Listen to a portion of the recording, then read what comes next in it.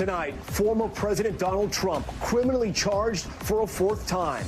Trump and 18 of his allies accused of conspiring to overturn the election in Georgia as part of a, quote, criminal enterprise, dead set on handing Trump a victory in the state. Trump personally facing 13 charges, including pressuring public officials to violate their oath and conspiracy to commit forgery, how soon he's expected to turn himself in, and what all of this means for 3 other legal battles he's facing as he runs for president yet again. Demanding answers 1 week since those devastating fires tore through Maui. Rescue teams still painstakingly combing through the burn site, bracing to find as many as 20 bodies per day. The cause of the deadliest natural disaster in Hawaii's history still under investigation. The new video, a Lahaina resident saying he heard and saw a power line snap and ignite the brush. What the CEO of the electric company said when we pressed her to explain why they didn't turn off the grid as winds picked up that day. Plus, what we're learning tonight about some of the first victims to be identified in the ruins. Teen terror plot, police raiding the home of a 17-year-old from Philadelphia who's accused of purchasing tactical gear and bomb-making materials, including chemicals and a remote detonator device, who he was communicating online with that led investigators to believe he was a, quote, grave danger, and the charges he's now facing. Plus, a terrifying scene at Germany's largest amusement park, a diving platform collapsing in the middle of a performance. What we're hearing about injuries on the ground. And stranded at sea, a 2-hour surfing trip for 4 friends turning into a nightmare 38 hours in the open ocean. The all-out effort to track them down and the moment they finally got back to shore. Top story starts right now.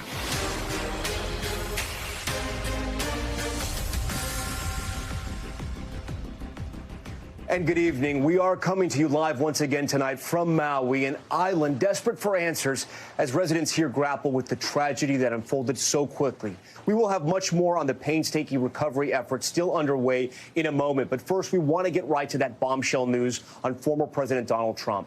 Late last night, Trump indicted for a 4th time, in this case for his alleged efforts to overturn election results in Georgia, a critical swing state that he lost by less than 12,000 votes. Cameras following every step inside the Fulton County Courthouse as the grand jury's decision was handed over to the judge. That stack of papers laying out the 13 new charges against former President Trump, including racketeering and conspiring to commit forgery. This, the most sweeping indictment he has faced yet. 19 people charged in total. You can see them all here on your screen, all of them allies of former President Trump. All of them charged for their role in what the DA is calling a criminal enterprise. Trump's former chief of staff, Mark Meadows, notably among the accused. The motion he filed late today to have the case move to federal court.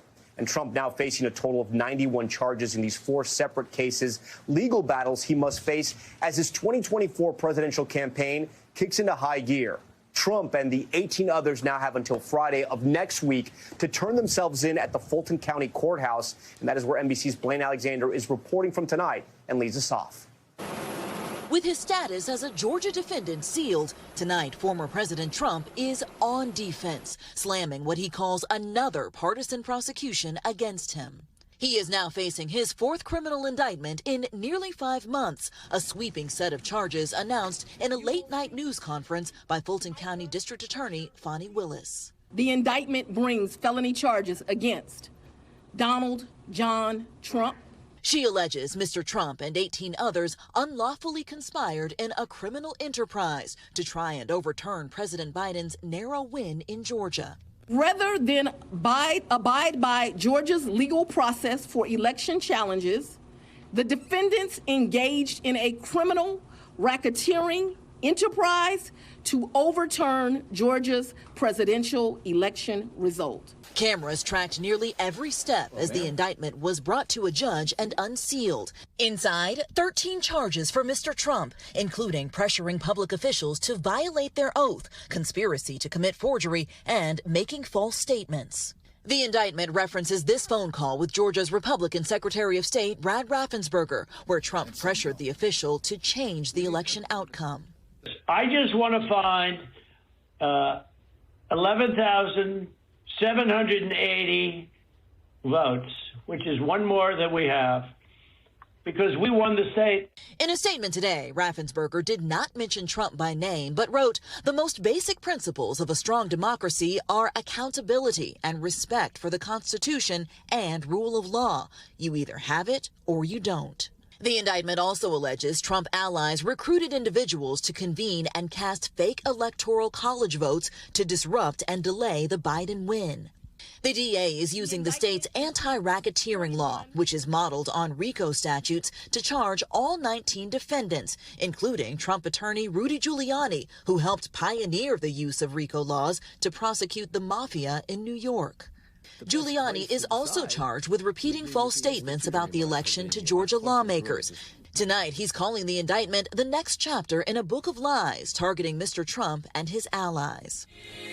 Another high-profile defendant, former White House Chief of Staff Mark Meadows, also charged with trying to pressure officials. Tonight, he's filing to move the case to federal court. The Trump campaign is blasting the indictment, calling it the latest coordinated strike by a biased prosecutor in an overwhelmingly Democrat jurisdiction, something Willis strongly denies.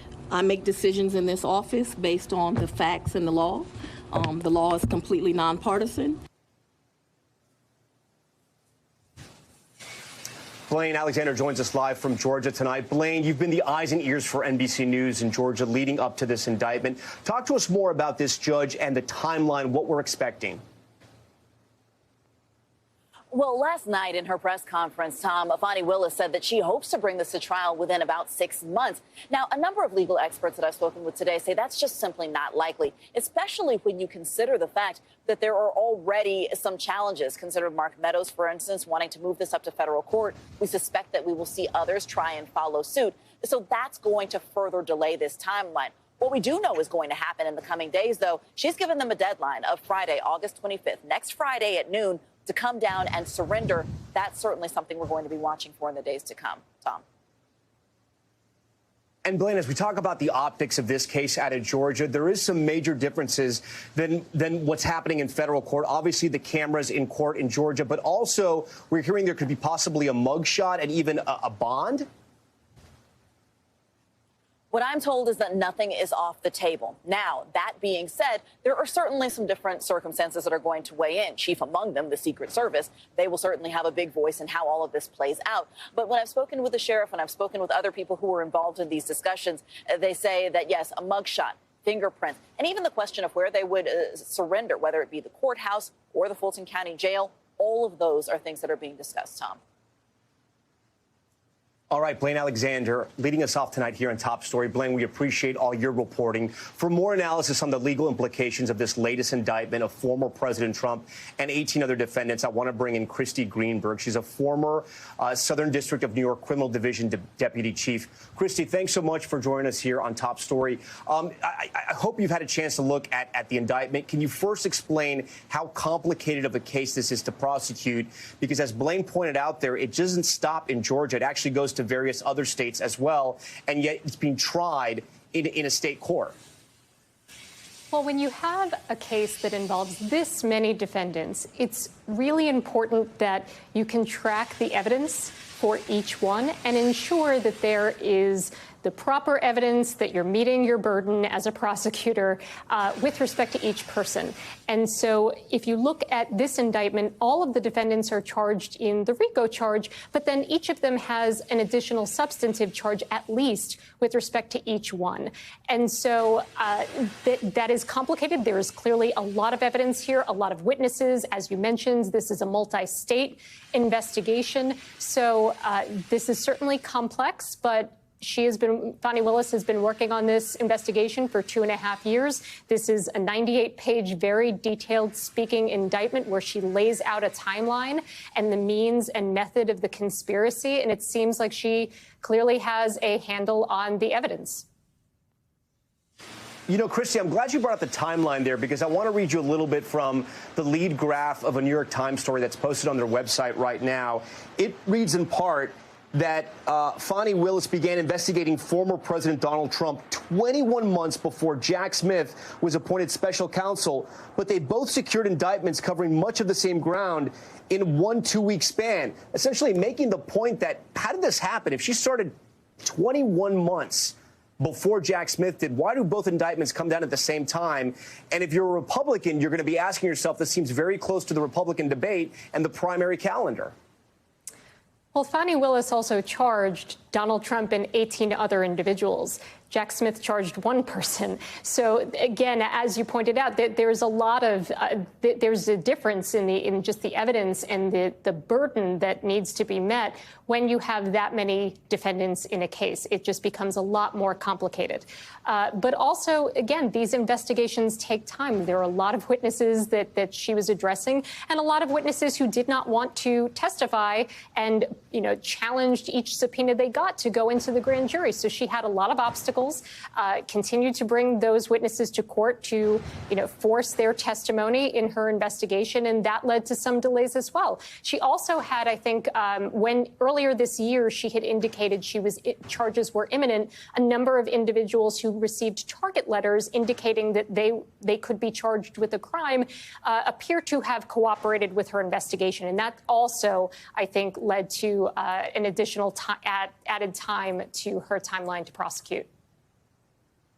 Christie, I should say, former Governor Chris Christie, a former prosecutor who's obviously running for president as well on the Republican side, has been critical of Trump, but he also said that this prosecution is too similar to the federal case on election interference. Does he have a point? Well, I think there is a real state interest here in being able to pursue violations of state law. There are some violations that occur that are charged in this indictment that appear nowhere in the federal indictment, such as the breach of voting machines in Coffee County, such as intimidation and harassment of election workers in Georgia, a pressure campaign on particular state workers in the state of Georgia. But taking a step back from the difference in the charges, there's also what the implications are.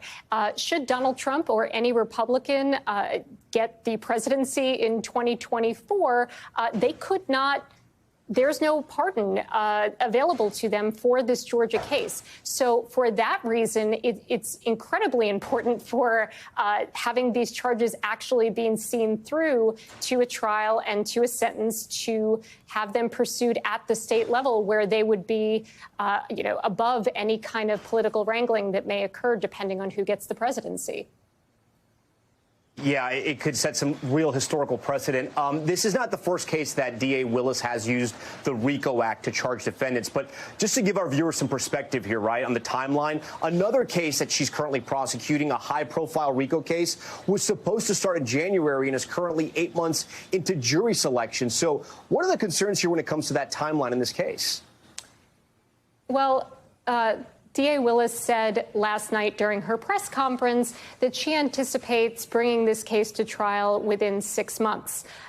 That seems very ambitious, given what appears to be a lot of evidence, a lot of witnesses, a lot of documents, and 19 defendants. That's just a very, very quick timeline. I think this will take much longer than that, though, as you pointed out, having that many months for jury selection, that does seem unusual as well. So maybe we'll meet somewhere in the middle. Christy Greenberg, we appreciate all your analysis here in Top Story. With former President Trump indicted yet again, allies and adversaries alike are weighing in. His rival's still treading carefully as the former president remains the leading GOP contender by far, with many voters staying by his side. NBC's Garrett Hake has been covering it all for us. The historic fourth indictment of Donald Trump tonight shaking up the 2024 campaign. The Republican frontrunner slamming the charges as another witch hunt by a Democratic DA and vowing to release what he calls a conclusive report on Monday, proving his disproven claims of election fraud in Georgia. Trump allies blasting the growing set of charges he's facing. This should be decided at the ballot box, not in a bunch of liberal jurisdictions trying to put the man in jail. The Georgia case also criticized by Trump rivals. We see the legal system being weaponized against political opponents. That is un-American and unacceptable. Even a fierce Trump critic. I'm uncomfortable with what I read last night. I think that This conduct is essentially covered by the federal indictment. But while previous indictments have been a boost for the Republican frontrunner, the Georgia case could be more politically damaging, with televised court proceedings likely to drag on through all of 2024 in a critical battleground state where the popular Republican governor and Trump critic Brian Kemp is a potential witness against him. Kemp posting today, the 2020 election in Georgia was not stolen. Our elections in Georgia are secure, accessible, and fair. The Georgia indictment adding to a legal minefield during the heat of the campaign. Trump's arraignment likely happening near the first GOP debate. Then there's that looming federal election interference case prosecutors want to start just before the Iowa caucus in January, plus a March 25th trial over hush money payments in Manhattan and a May 20th trial in Florida on the classified documents case. Tonight, voters in Georgia reacting to the new charges. I firmly believe, from my standpoint, that he's guilty. The Democrats are scared to death, and they'll do anything they can to keep a Republican, much less Donald Trump, get in office.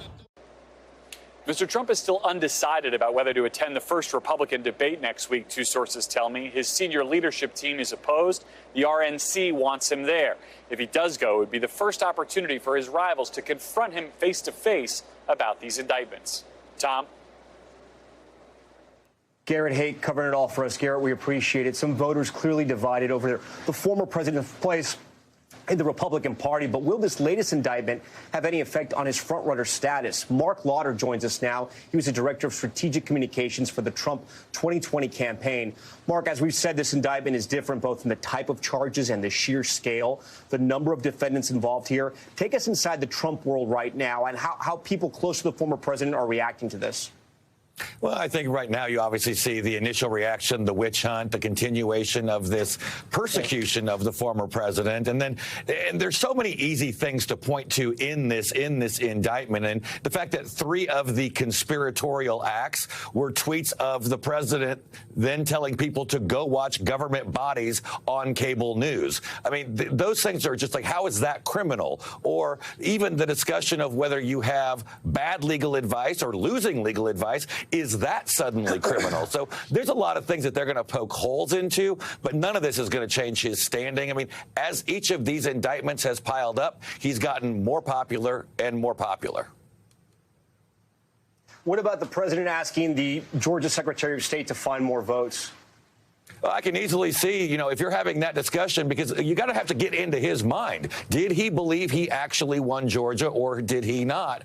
And asking to say, I need 11,780 votes was not saying go find them, go manufacture them. If he thought there was generally fraud, whether there was or not, but it was, again, his state of mind. If he thought there was fraud, saying I need 11,780 votes out of 5 million. It's not a very big number.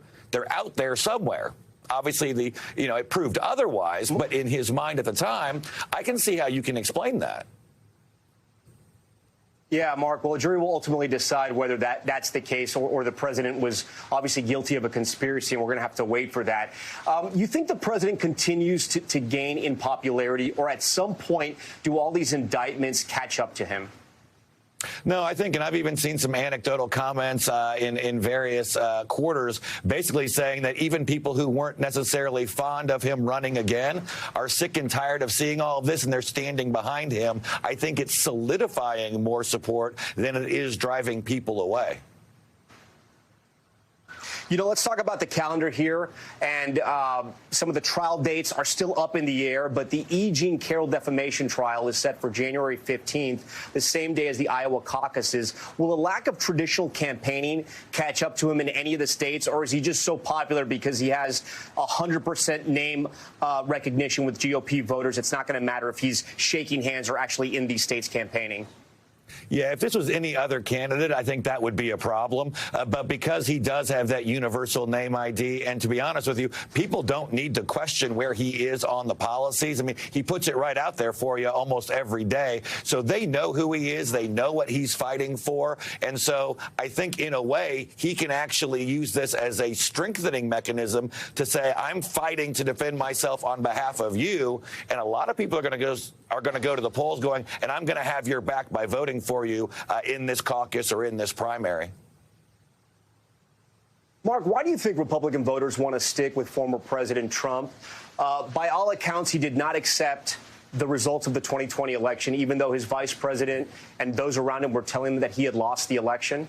Why do you think Republican voters still want someone to lead them, to be the commander in chief, to have his finger on the button, if you will, if he can't accept reality? Well, I think for the most part, it's because he's going to actually fight for the issues that matter to them. I mean, right now, they want to deal with the high gas prices and energy prices created by Joe Biden, the sky-high inflation, the open southern border, and they see no greater champion for those issues and things that matter to real Americans than Donald Trump. That's why all of the other candidates are running on his platform, on his policies, but they don't see them as the champion, the fighter that they see in Donald Trump. Do you think voters at some point, as we get closer to voting, and I know we're citing a lot of national polls, I know he's doing well in state polls in New Hampshire and Iowa, but do you think there's eventually going to be a lane for someone like a Governor DeSantis? We even see Chris Christie gaining some momentum in New Hampshire. Obviously, it's still very, very behind the former president, but do you see a lane possibly opening up as we get closer to January? I really don't right now. In fact, DeSantis is, his polls are plummeting right now in the national averages. Chris Christie in New Hampshire, that's not surprising just because he was the governor of Massachusetts the governor of New Jersey, in the very same area. So that's kind of to be expected. But really the only person gaining in the polls right now, other than Donald Trump, is Vivek Ramaswamy, who's actually running a very similar campaign, outsider, businessman, knows how to get things done, that kind of a angle, rather than just another government person who's come up through the ranks and wants to be president. Yeah, even he, though, has conceded he won't be able to pardon him if he somehow wins the presidency and the president is convicted down in Georgia. Mark Lara, we always appreciate your analysis and your time here on Top Story, so thank you for that. Our other major headline, and the reason why we are here in Maui, where anger is growing tonight over officials' handling of the wildfires that have devastated this island and left nearly 100 people dead. New images, here they are, showing that first horrific night when flames ripped through buildings as residents raced to escape the raging inferno. One of those residents, Tasha Anderson, who was 9 months pregnant, describing to us today the harrowing moment she and her fiancé fled their home to escape the flames. Search teams and cadaver dogs now carrying out the solemn task of going house to house, building to building, finding and trying to identify those lost in the fires. At least 99 people have already been confirmed dead, but officials say they expect that number to rise by as many as 20 people a day. One resident telling us she has lost hope that those still missing will never be seen alive again. And for the devastated community left behind, grief is turning into rage. Residents irate with officials for failing to warn them about the fires before it was too late. I pressed the head of Hawaiian Electric about why power wasn't cut off when the winds intensified and the wildfire exploded out of control. The people of Hawaii tonight still desperate for those answers. Tonight, 1 week into the Maui disaster, and cadaver dogs are still searching for victims as they sift through the ashes. Officials expecting up to 20 new victims per day. It's like a bomb went off. It's the end of all of it. It's gone. Locals who lost everything still in a daze, trying to connect with loved ones and scrambling to find a place to live. I just didn't want to leave, where we had built the nursery, where we're going to bring our baby home to. Lahaina residents Tasha Anderson and Kevin Campbell are expecting their first child any day now. The fire took the fishing boat they worked on and their home, including the hand-painted nursery their neighbors crafted for them. Sometimes it seems unbearable. It seems like I won't be able to do it, but just trying to stay strong. Shane True says he watched a down power line ignite dry brush just outside of his home in the area where the fire was first reported Tuesday morning. You see the sparking and you see flames. See the sparking, flames start almost immediately after from the dry grass. So you think the Lahaina wildfire started with that snapping of a power line? Possibly. Freaking power line just went down. Why do you want people to know about this? Just to know, maybe get some closure of them, everybody wondering, was it intentional? The cause of the fire is still under investigation, but tonight, at least 3 lawsuits have been filed against Hawaiian Electric, alleging turning off the power lines would have saved lives. Why didn't you shut off the power when the wind started to pick up? We're still looking at all the information, and we haven't actually had a chance to do all of that at this time. With all due respect, it's been 6 days, though, so almost 6 days. And we've been putting everything we've got to helping our communities right now. Also, Maui firefighters, stretched thin fighting multiple blazes that deadly day, say they had little water pressure to fight the fire and were quickly overmatched by the flames. Hydrants aren't working. That's no different than cops being in a gunfight without bullets. Today, President Biden announcing $700 payments to every displaced household for immediate needs. Every asset they need will be there for them. And besides the grief and misery, locals now reporting a new threat, outsiders trying to cash in on their land. Realtors, people in the real estate industry, are calling your family and your friends who have lost everything to buy their plots of land? It is disgusting. It's a land grab, and I know that our Lahaina community, we are resilient, and we will do whatever it takes to protect Lahaina. Tiare Lawrence is one of the lucky ones. Her home is still standing. With true Ohana spirit, she's hosting families displaced, including her Aunt Tamara Akinoa, whose Lahaina home of 4 generations was reduced to ash. Is there still hope for the missing, or is that fading every single day? I personally don't have any hope left that the missing, that any of them are going to be found alive. I don't. Failure. Complete and utter failure. Amid so much heartbreak, we're learning more on the victims. Like Franklin Trejos, who tried driving to safety. His remains were found draped protectively over Sam, the golden retriever he loved. Alabama native Carol Hartley was last seen in the backyard of her Lahaina home. Her family says a search party found her remains over the weekend. The wildfires may now be contained, but as more of the dead are identified, they are still finding a way to torment this community. And for more on the devastating impact of these wildfires on Lahaina's local businesses, we're joined now by Ty Burnett. He's the owner of Into Scuba Diving Maui Dive Company. And Ty, thanks so much for joining us. We've been wanting to talk to people from Lahaina on this broadcast to kind of get from them what they've been going through. We're now a week in. I know it hasn't gotten any easier. What's the toughest part on day 7 now? Well, first of all, knowing all the people that lost their lives out there, I'm one of the fortunate ones. The fire came right across the street from my house. I had to leave when the flames were getting hot for me from across the street from my house. Toughest part is there's no support. There's a lot of looting going on. It's interesting you say that. You're the second person today to tell me that there's looting going on in Lahaina. Right. The chief of police has said repeatedly those are rumors. No, they're turning their backs to what's happening. With the National Guard, I had to run into my complex to help another neighbor who said he was being looted. We grabbed knives, we ran in there, and it was a false alarm. But he called the National Guard, who was blocking our entrance to our neighborhood. And the National Guard weren't even armed. They're doing search and recovery. So I don't think they should put boots on the ground in a situation like this without armed National Guard. That's what they're there to do, guard, not be at the looters' whim. I mean, the looters could be raping, they could be doing anything, but the Guard wasn't prepared to help us. Ty, you lost your business. You do a scuba dive tours for people that come to Hawaii and want to see the beautiful reefs off the coast. What happens to your business, and how do you sort of rebuild from that? We heard from President Biden he's going to give $700 to people who have been displaced. Obviously, that's a drop in the bucket for someone. Won't do anything. That's not even. What are you hoping to do with your business? I know you want to rebuild your community first, but I've heard from a lot of people that they're worried about their livelihood. We just heard from that father-to-be that he lost his fishing boat. He can't fish anymore. No. So what do you want from the federal government when it comes to your business? Our mortgages are still having to be paid. We don't have when you own a business and your business is wiped out from under you, your employees are underneath you as well. We don't have a way to make our mortgages. My employees don't have a way to make their mortgages. I just got off the phone with my insurance company who's going to give me $26,000 for relocation for housing. And after that, you're on your own. But my mortgage still needs to be paid. This is not going to tourism is not going to return to Lahaina for years and years to come. It's just too devastated. This is going to be a long uphill battle. You've been able to go back.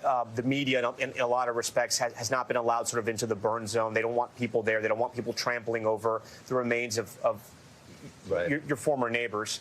What is it like to be there? It's horrific. It's just like, I tell everybody all the time, you see it on TV, but once you're actually there and you're part of it, it's a whole different story. The tears just constantly coming.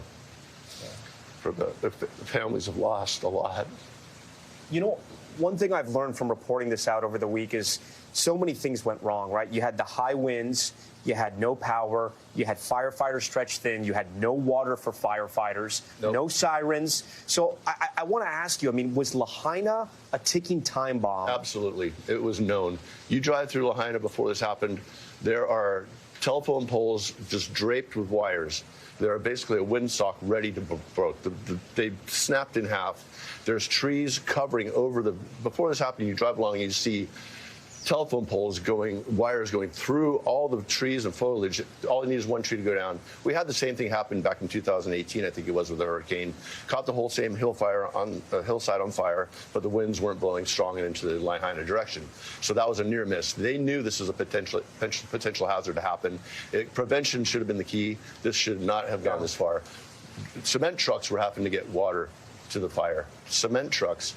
Where's the infrastructure for that much of a there's the hotels that weren't affected. There are thousands and thousands. If those would have been affected, there would have been mass. It would have been like a nuclear bomb. Yeah, we spoke to someone who lived in Lahaina who videotaped, he says, a power line coming down, igniting brush, right where the fire started in Lahaina. Is it your belief, too, that the power lines started this fire? Absolutely. There's a multitude. I went to take drone footage up there about a month ago just for fun.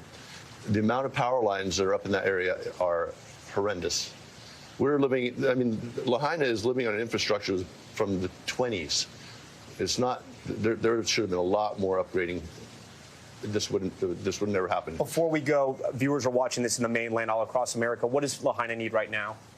They need the government to step in and we've got Oahu. Why aren't the planes making drops and helping the people to stop them from feeling like they're left out to fend for themselves? This is causing the looting. The looting wouldn't be going on if people were being taken care of. There's more community effort going on from people who are just taking their own trucks and trying to get over there to help people. Why aren't we getting help from the government? Ty Burnett, I'm so sorry for all of your losses. I know every day it gets harder and harder, but we appreciate you having the courage and the time to come out here and share with us. Yeah, and like I said, I'm a lucky one. I'm here to talk. It brings tears every time you think about what's happened to the locals in Lahaina. The families their generations have just been wiped off the map. I hope your community comes back. I hope it comes back stronger, and I hope you get your business back. Thank you. Ty, thank you. All right, our thanks to Ty Burnett, and we're going to be back later in the show with much more from Hawaii. But for tonight's other news, we head over to Gadi Schwartz in Los Angeles. Gadi, over to you. Tom, such incredible firsthand reporting. Thanks so much. Still ahead tonight on Top Story, terror arrest. The bomb building components the FBI claims a Philadelphia teenager had in his possession. How the agency says they were tipped off. Plus, new police video of a couple now embroiled in a murder-for-hire investigation. The harsh words they had for each other caught on a body cam just days before that wife was arrested. And the heart-stopping moments as two toddlers are thrown to safety from a burning home. Stay with us.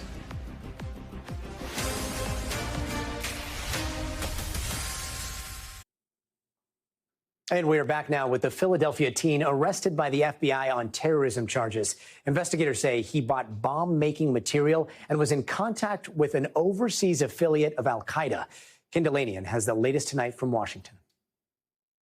An FBI tactical team raiding a home in West Philadelphia, arresting a 17-year-old resident on terrorism charges. The young man who's under arrest was an aspiring terrorist who was not merely thinking, but was doing things that are deeply disturbing and presented a grave danger to everyone. Jacqueline McGuire, who once investigated the 9/11 attacks and now heads the FBI's Philadelphia office, said the suspect was sending and receiving terrorist propaganda and instructions, including guidance on how to build a bomb.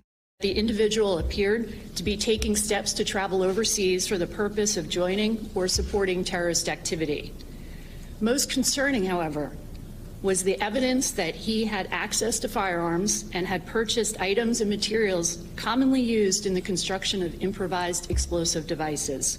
Some of these purchases had just occurred in the last few weeks. McGuire said the FBI learned he had purchased tactical gear, wiring, chemicals, and remote detonator devices. These purchases quickly escalated this case in both threat and priority for our office. And this was now a situation where we believe public safety was at risk, so we quickly took appropriate steps to mitigate that risk. The suspect has been charged under state law. He is currently charged with the following offenses: weapons of mass destruction, criminal conspiracy, arson, causing or risking catastrophe, attempt to commit criminal mischief, possession of an instrument of crime, and reckless endangerment of another person. FBI officials say the teen had become radicalized online. This individual had communicated with Katabat Tavid Val Jihad, or KTJ, which was designated as a global terrorist group by the United States government in 2022 and is affiliated with Al-Qaeda. Intelligence officials say the threat from international terrorism has greatly diminished in recent years, but it hasn't gone away. I think it's fair to say that any terrorist group overseas still has its sights on America, and it would be easiest to conduct that by radicalizing those already inside the country. Officials say the investigation is ongoing and the teen remains in custody. And Ken Delanian joins us now from Washington, D.C. Ken, the DA's office is seeking to eventually charge that teen as an adult, right? What's the significance there? That's right, Gotti. Well, if a judge approves the trying of this teenager as an adult, it would mean much higher penalties, including a potentially lengthy prison sentence. We would also learn the identity of this person and the exact nature of the charges. And if you're wondering why it's in state court, even though this is the FBI, it's because in the federal juvenile system, there is a preference for trying those cases in state court unless it's absolutely necessary to try it in federal court. Gotti. Ken Delanian, thanks so much. And turning now to an update in that shocking murder-for-hire plot we've been following.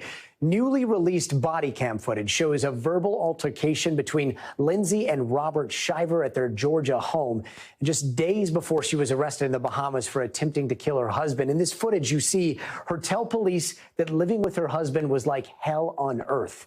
Rod Venegas has the details from that video. So what's going on? Y'all are separated, or what's the deal? Newly released police body cam video revealing the tensions in the marriage of the couple in the middle of a murder-for-hire investigation. This confrontation between Lindsay and Robert Shiver just days before she was arrested in the Bahamas for allegedly plotting his death. We have filed for divorce. Okay.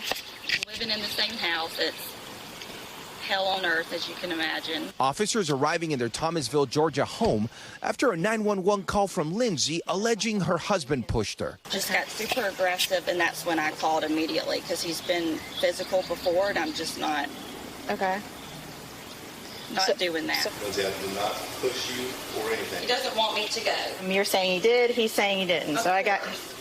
If you want to, I can't sit here. It's a he said, she said situation. The argument happening over travel plans. She's going to change her plans and now get on the airplane with me and the kids to go to the Bahamas. But I am too, and by the when we way. land, she's going to go to her boyfriend. Elsewhere. Robert refusing to allow her to join him and their 3 kids on a private jet. I told her I'm not supporting that.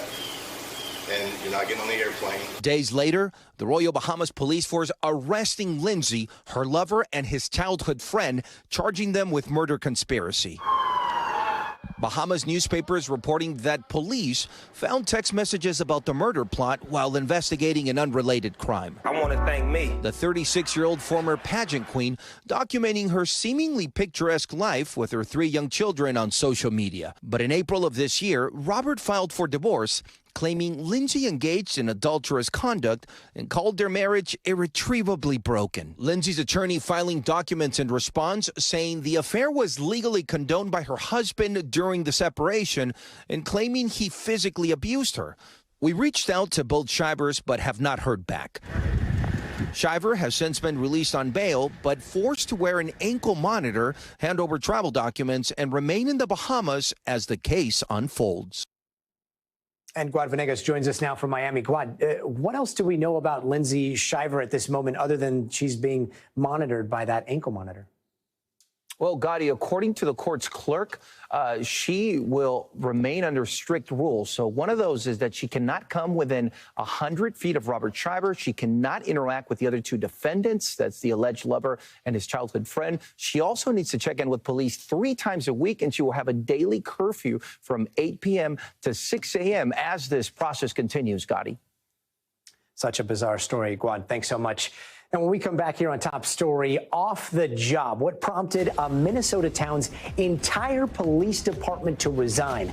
Plus, congressional confrontation, new details about an incident that led to Representative Ronnie Jackson being handcuffed.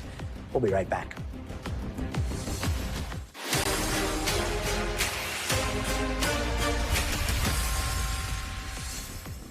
And back now with Top Stories news feed. We start tonight with an entire police department in southern Minnesota that has resigned. The town of Goodhue will soon be without dedicated law enforcement due to issues over pay. Now, first, the police chief resigned, followed by the 6 other officers. The mayor of the town, with a population of around 1,200, says she was blindsided.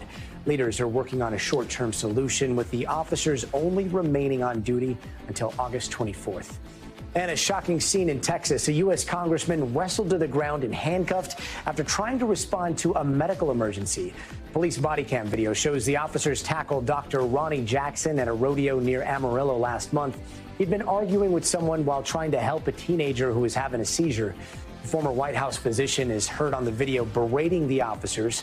A spokesperson for Jackson said, quote, "The congressman will not apologize for sparing no effort to help in a medical emergency." And a Texas woman has been sentenced to 30 years in prison for her role in the 2020 murder of a U.S. Army soldier. Cecily Aguilar admitted to helping dismember and dispose of Vanessa Guillen's body at what was then known as Fort Hood.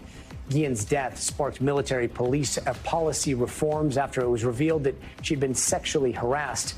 Aguilar's boyfriend, Soldier Aaron Robinson, was suspected in the murder. He died by suicide before he could be arrested. A new video of a dramatic rescue as a family's home tragically goes up in flames. Body cam footage from a Minnesota sheriff's deputy shows him sprinting towards a house. He spots the family on the 2nd floor. Then the parents throw him their 2 toddlers. Deputy Thomas Roble brought those children to safety. Both adults jumped from that 2nd floor. They were both hurt, but they are expected to be okay. And turning now to the latest in the case of that 6-year-old Virginia student who shot his teacher. Today, the boy's mother pleading guilty to child neglect. NBC's Kathy Park is at the courthouse with more. Tonight, the legal fallout deepening for the mother of a Virginia boy who shot and seriously injured his 1st-grade teacher. Deja Taylor pleaded guilty to felony child neglect, which could carry a prison sentence of up to 5 years. Does she still feel responsible for what's happened? Oh, yeah, she feels very responsible, feels very bad. Taylor already pleaded guilty in federal court in June to using marijuana while possessing a firearm. In the courtroom today, prosecutors shared new details about the moments after the 6-year-old shot Abby Zwerner at Rich Neck Elementary, saying he shouted, "F you, I shot my teacher," before breaking free and punching a staff member in the face, and later saying he stole the gun from his mom because I needed to shoot my teacher. His teacher is still recovering from injuries to her hand and chest. I have a scar up here, and I still have some bullet fragments up here. She spoke to Savannah Guthrie earlier this year. I remember him pointing the gun at me. I remember the look on his face. I remember the gun going off. Zwerner has filed a $40 million lawsuit against the school district. Her attorney writing in part, "Our focus remains on justice for Abby and holding the school system accountable for failing to act on warnings a boy had a gun." Newport News Public Schools said in a statement that it cannot comment on legal actions. According to the family attorney, the boy still has regular contact with his mother, but he's currently in the custody of his great-grandfather. We've also learned that the child is in therapy and improving every day. Gotti? And coming up on Top Story, theme park panic. What we are learning about the accident that injured several performers and onlookers in Germany. We'll be right back. And back now with top stories global watch, and we're starting in Russia, where dozens are dead after an explosion and a fire. Now, those flames rose from a car repair shop in the southern region of the country. The fire then spread to a gas station, igniting that blast. The Russian emergency service says it took more than 3 hours to put that fire out, and at least 3 kids are among the 35 lives lost. Russia's health ministry says 115 people were hurt. So far, no word on the cause. And there is a search for survivors after another deadly explosion, this one in the Dominican Republic. At least 11 people were killed there and dozens of others were injured. Now, in that blast yesterday at the San Cristobal market, the country's president says 11 people were still unaccounted for, and the explosion is thought to have occurred inside of a bakery there. A fire then spread to surrounding shops. And in Germany, a scary accident at the country's largest theme park. Video shows the moment a portable pool cracks, sending diving platforms attached to it crashing down. 5 performers and 2 visitors were hurt. And this is the second accident at the park in 3 months. A large fire in June forced thousands of people to evacuate. And staying overseas, we head to the coast of Indonesia and a miraculous rescue at sea. 4 Australian tourists and 2 Indonesian crew members were rescued after their boat went missing for days. NBC's foreign correspondent Megan Fitzgerald has more. We got everyone. Tonight, a miracle at sea for a group of friends stranded in open water. For more than 38 hours, 4 Australians and 2 boat crew members clinging to surfboards off the coast of Indonesia. It was supposed to be a 2-hour trip. On Sunday afternoon, a group of 17 people set off from North Nias in 2 boats, headed for a surf resort on Penang Island. Treacherous weather caused the boats to lose contact, one making it to shore, the other disappearing in the storm. Setting off a frantic search and rescue mission by crews from both Australia and Indonesia. We just had to hang on to that hope, but then you think, God, what if they're unconscious or floating, and they were gone a long time, and your hope starts to dwindle after a long time. 30-year-old Elliot Foote made the decision to paddle for help. He was rescued by fishermen over 20 miles away. Not long after, rescue crews spotted his friends. It was a coordination between all parties involved to be able to bring them back safely, but mainly their own mates bonded together. The news making its way to Australia. Yeah. We're lucky, it's so lucky it's good news for all of them. That's right. Everyone's been found, so that's the best news. Elliot's dad learning his son was alive by a text message. Hey Dad, Elliot here, I'm alive. Safe now. Love you. Chat later. Despite the happy ending for some, 1 Indonesian crew member still remains missing at sea. Megan Fitzgerald, NBC News. And still ahead on Top Story, we're going to return with Tom in Hawaii. Firefighters racing into action while their own homes burned. And now the outpouring of support coming in for those frontline heroes.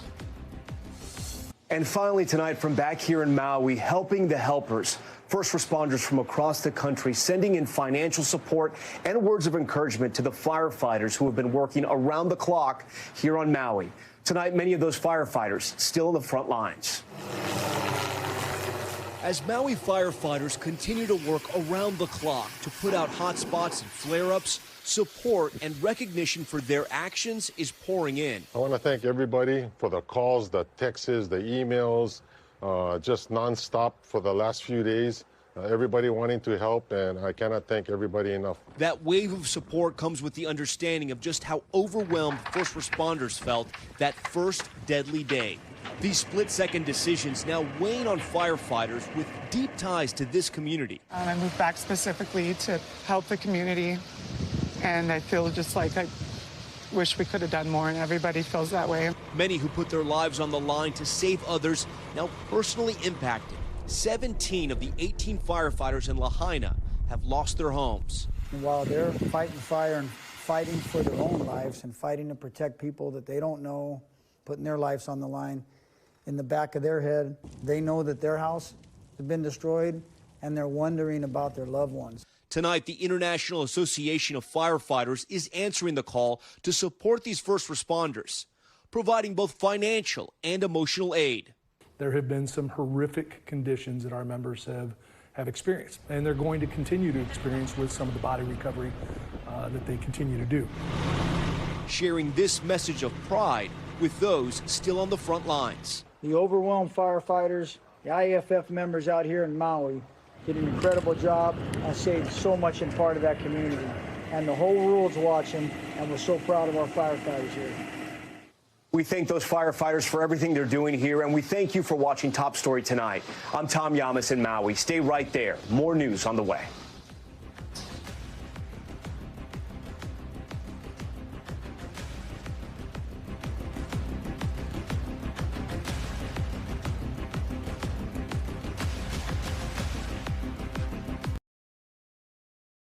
Thanks for watching our YouTube channel. Follow today's top stories and breaking news by downloading the NBC News app.